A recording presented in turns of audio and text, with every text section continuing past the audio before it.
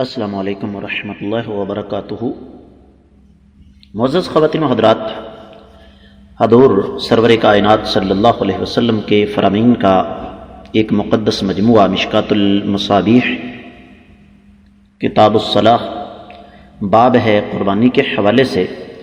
کتاب میں حدیث کا نمبر 1480، باب میں حدیث کا نمبر 13۔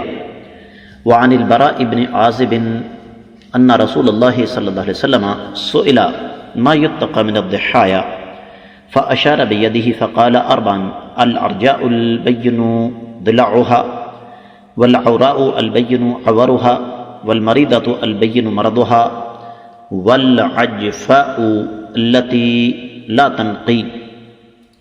رواہ مالک واحمد والترمذی وابو داود والنسائی وابن ماجہ والدارمی۔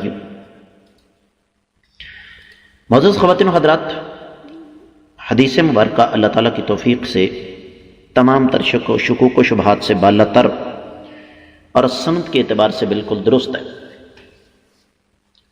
حدیث کے راوی سیدنا براء بن عازب رضی اللہ تعالی عنہ کسی تعارف کے محتاج نہیں، معروف صحابی ہیں، بہت ساری روایات کے راوی ہیں۔ ارشاد فرماتے ہیں کہ نبی علیہ الصلوۃ والسلام سے یہ سوال کیا گیا کہ کون کون سے ایسے جانور ہیں جن کی قربانی دینے سے بچا جائے، تو نبی علیہ الصلوۃ والسلام نے اپنے ہاتھ سے اشارہ فرمایا لنگڑا جس کا لنگڑا پن واضح ہو، بہنگا یا کانا جس کا آنکھ کا نقص واضح ہو، ایسا بیمار جس کا جسمانی مرض بالکل واضح ہو، اور اسی طریقے سے اتنا کمزور جانور کہ جس کے جسم کے اوپر گوشت موجود نہ ہو۔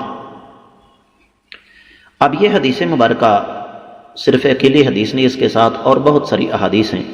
بعض روایات میں آتا ہے اربع لا تجوز، 4 جانور قربانی کے لائق نہیں ہیں، بعد میں ہے بعض روایات میں ہے اربع لا تجزئ، 4 جانور قربانی کے لیے کفایت نہیں کریں گے۔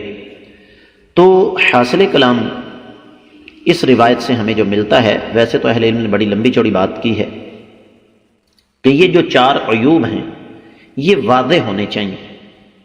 اب ایک آدمی کہتا ہے جی میں قربانی کا جانور لے کر آیا، اس کی چھوٹی آنکھ بڑی آنکھ سے کوئی 1 سوتر، جو اس کی دائیں آنکھ بائیں آنکھ سے کچھ 1 سوتر بڑی ہے، تو اس قسم کے نقائص نہیں، نقص واضح ہو تو جانور قربانی کے لائق نہیں رہتا۔ اللہ سمجھنے کی توفیق عطا فرمائے۔